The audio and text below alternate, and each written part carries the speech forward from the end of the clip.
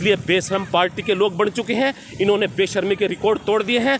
और बड़े दुख की बात है, इस घटना के बाद भी एक भी भाजपा का व्यक्ति, एक भी भाजपा का चोर प्रमुख, डकैत प्रमुख, जिला प्रमुख अब तक बाहर नहीं आया। उसने मान लिया वहाँ पर बडोली जी उस रात को उस होटल में थे, वो दोनों लड़कियां थी, ये सामने आ चुकी है। और यहाँ तक कि वो स्टेटमेंट रॉकी मित्तल की जो मीडिया के सामने आ चुकी है, उसको अब वो बदल नहीं सकता। ये प्रथम दृष्टया अगर इस एफआईआर को देखे, दो स्टेट सामने आई है। एक तो उस लड़की की स्टेटमेंट सामने आई जिसने ये कबूल किया है कि मैं और वो लड़की और एक तीसरा व्यक्ति, हम तीनों एक होटल में रुके थे। क्या एक पॉसिबल है दो लड़कियां एक व्यक्ति के साथ रुकेंगे होटल में, वो भी कसौली में जाकर? और दूसरा बयान किसका आया?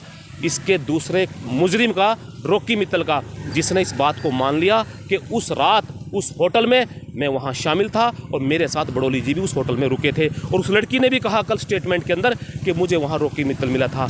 क्या हरियाणा भाजपा के प्रदेश अध्यक्ष मोहनलाल बडौली और गायक रॉकी मित्तल पर हिमाचल प्रदेश के कसौली में एक महिला ने गैंगरेप का आरोप लगाया, जिसके आधार पर 13 दिसंबर 2024 को एफआईआर दर्ज की गई थी। मोहनलाल बडौली ने भी प्रतिक्रिया दी।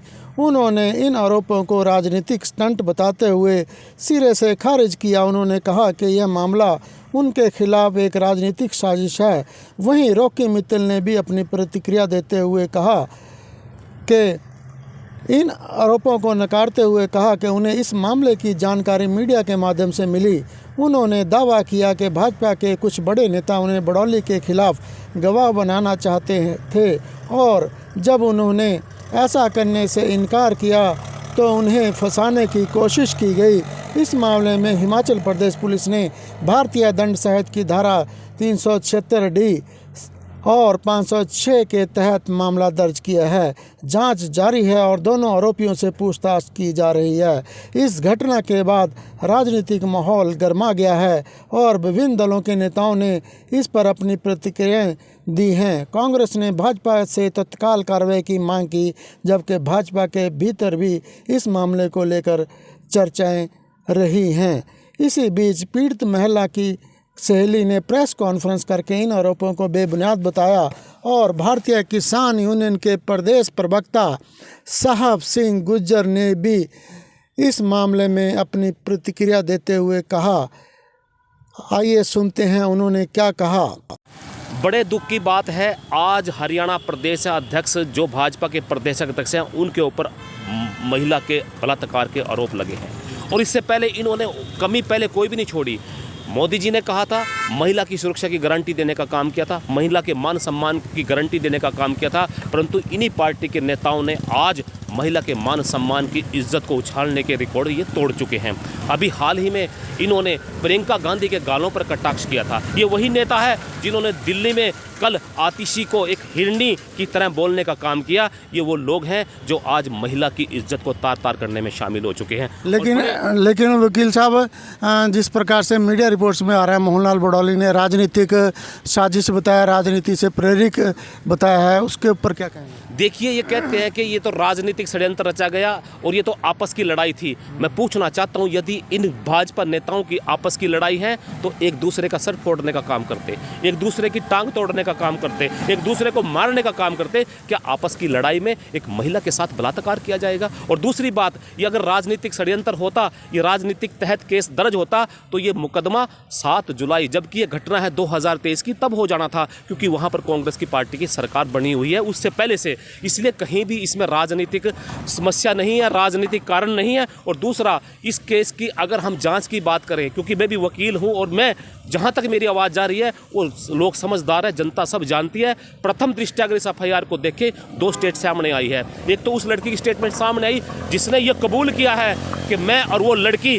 और एक तीसरा व्यक्ति, हम तीनों एक होटल में रुके थे। क्या एक पॉसिबल है दो लड़कियां एक व्यक्ति के साथ रुकेंगे होटल में, वो भी कसौली में जाकर? और दूसरा बयान किसका आया? इसके दूसरे मुजरिम का, रॉकी मित्तल का, जिसने इस बात को मान लिया कि उस रात उस होटल में मैं वहां शामिल था और मेरे साथ बडोली जी भी उस होटल में रुके थे। और उस लड़की ने भी कहा कल स्टेटमेंट के अंदर कि मुझे वहां रॉकी मित्तल मिला था। क्या ये सारे सबूत काफ़ी नहीं है? लेकिन बड़े दुख की बात है, रॉकी मित्तल कितनी बेशर्मी से कह रहा है कि सब कुछ वहाँ था।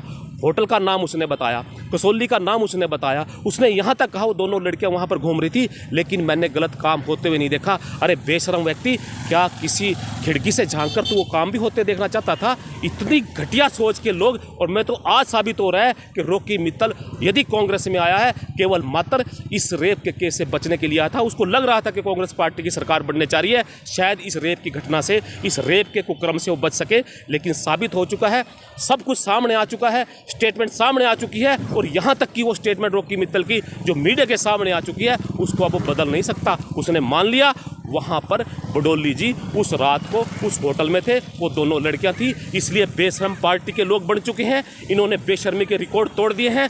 और बड़े दुख की बात है, इस घटना के बाद भी एक भी भाजपा का व्यक्ति, एक भी भाजपा का चोर प्रमुख, डकैत प्रमुख, जिला प्रमुख अब तक बाहर नहीं आया। उल्टा पोस्ट डाल रहे हैं, मेरा नेता, ईमानदार नेता, मेरा बडौली नेता। अरे दुख की बात है बेशर्म लोगों, यदि ये घटना अगर किसी विपक्ष के नेता के साथ घटी होती, उस पर आरोप लगे होते, ये बेशर्म लोग दिन निकलने से पहले तख्तियां उठाकर कैंडल मार्च करते हुए सड़कों पर दिखाई देते। अब इनका ज़मीर कहाँ मर गया, अब कहाँ चले गए ये लोग? मैं आह्वान करता हूँ भाजपा के नेताओं से, यदि इसका इस्तीफा ना लिया और इसको जेल के अंदर ना डालने का काम किया, तो मैं पूरे भारतीय जनता पार्टी के संगठन के इस्तीफे की मांग करता हूँ। साहब सिंह जी, जिस प्रकार से होटल में भी कोई सबूत नहीं मिले, ना कोई वो जो आरोपित लड़कियां जिसने आरोप लगाया थे वो कंप्लेंट करने से पहले वो वहां गई थी, जो बंदे ठहरे हैं उनकी रिपोर्ट लेने, लेकिन होटल वालों ने मना कर दिया, इस तरह की पॉलिसी नहीं है। और रॉकी मित्तल ने भी ये कहा है कि बीजेपी के नेता मुझे फंसा रहे हैं। देखिए, रॉकी मित्तल की स्टेटमेंट, उस लड़की की स्टेटमेंट आ चुकी है, जिससे प्रथम दृष्टया ये साबित हो चुका है ये घटना को अंजाम वहां दिया गया था। और रही बात सबूतों को इकट्ठा करने की, सबूतों को इकट्ठा करने की जिम्मेवारी वहां के पुलिस ऑफिसर की है। और वो लोगों को एक, मैं कहता हूं, इंडिपेंडेंट एजेंसी को इसकी जांच दी जाए और दूध का दूध पानी का पानी सामने आ जाए। और यहाँ तक एक स्टेटमेंट देख रहा था कि रॉकी मित्तल ने यहाँ तक बोलने का काम किया, ये तो छोटी बात थी। हम तो घूमने यहाँ के विधायक कई बार शिमला तक भी गए हैं, तो मुझे लगता है इसमें और लोग भी शामिल हैं, इसमें भाजपा के नेता शामिल हैं, इसमें बड़े लोग शामिल हैं। इस रेप के मुकदमे में ये शामिल निकले हैं। और मैं तो ये कहना चाहूँगा कि ये किसानों पर अत्याचारी निकले, गद्दारों के खून में गद्दारी निकले। आज प्रदेश अध्यक्ष बडौली जी बलात्कारी निकले और बलात्कार करने के रिकॉर्ड टूट चुके हैं। और ये आज भारतीय रेप पार्टी के लोग बन चुके हैं। आप भारतीय किसान यूनियन के प्रदेश प्रवक्ता हैं, प्रदेश प्रवक्ता की हैसियत से आपका क्या कदम हो सकता है इस केस को लेके? देखिए, मैं भारतीय किसान यूनियन का प्रदेश प्रवक्ता हूं और मुझे आज भी वो घटना याद है। इन भारतीय जनता पार्टी के लोगों ने, भारतीय चोर पार्टी के लोगों ने, जब एक घटना किसान आंदोलन के दौरान बलात्कार की घटी थी, इन लोगों ने मुंह फाड़ कर पूरे देश के किसान को बलात्कारी बोलने का काम किया था। तो आज भी दावे के साथ, और भारतीय जनता पार्टी के लोगों को, भारतीय किसान यूनियन का प्रदेश प्रवक्ता होने के नाते, यदि बडौली को बचाने का काम किया तो भारतीय जनता पार्टी के सारे लोग इस रेप की साजिश में शामिल हैं और इनके खिलाफ कार्रवाई की मांग मैं करता हूं। और मैं मुख्यमंत्री जी से प्रार्थना करता हूं, मैं प्रधानमंत्री जी से प्रार्थना करता हूं, महामहिम राष्ट्रपति जी से प्रार्थना करता हूं और इनके राष्ट्रीय अध्यक्ष से प्रार्थना करता हूं, ऐसे बलात्कारी व्यक्ति को निकालने का काम करें। और जो इसको लेकर, कल से मैं देख रहा हूं मीडिया के सामने, इसको लेकर जो छुटभैया भाजपा के नेता है, जो टिकट चाह रहे हैं नगर निगम का, वो छुटभैया नेता अभी भी कह रहे हैं मेरा स्वाभिमान, मेरा बडौली। अरे बेशर्म लोगों, शर्म आनी चाहिए तुम्हें।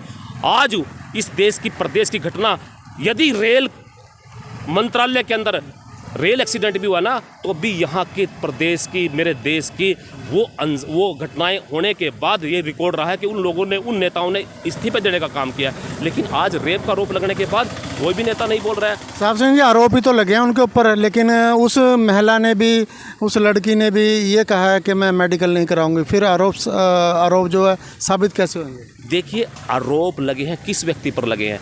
जो इस सरकार का, भाजपा पार्टी का मुखिया है। यदि ऐसे व्यक्ति पर आरोप लगते हैं तो साथ साथ ये आरोप भी लगते हैं इस केस की जांच को दबाने का काम किया जाएगा। क्या चाहते हैं आप, क्या चाहते हैं मोहनलाल बडौली? मैं मोहनलाल बडौली का इस्तीफा चाहता हूं और साथ में ये भारतीय जनता पार्टी के, भारतीय चोर पार्टी के व्यक्ति 24 घंटे के अंदर जो उसके मान सम्मान को लेकर पोस्ट डाल रहे हैं, मेरा स्वाभिमान, मेरा अध्यक्ष, मेरा बडौली, वो माफ़ी मांगने का काम करें और उसकी जगह इसको इस्तीफा मांगने का काम करें, इसको जेल पहुंचाने का काम करें। और मैं और मुख्यमंत्री जी से प्रार्थना करता हूं, आपने तो कटाक्ष किया था जब चुनाव जीत कर आए थे, आपने कहा था रेस्ट हाउस खुल गए थे, आपने कहा था घोड़े आ गए थे, आपने कहा था सरकार बना रहे थे, तो अब भी कटाक्ष करें। अब बोले कसौली आ गए थे, होटल खुल गए थे, लड़कियां आ गई थी। मैं मुख्यमंत्री जी से प्रार्थना करता हूं, यदि इस जांच को दबाने का काम किया तो मुख्यमंत्री जी भी इस्तीफा देने का काम करें।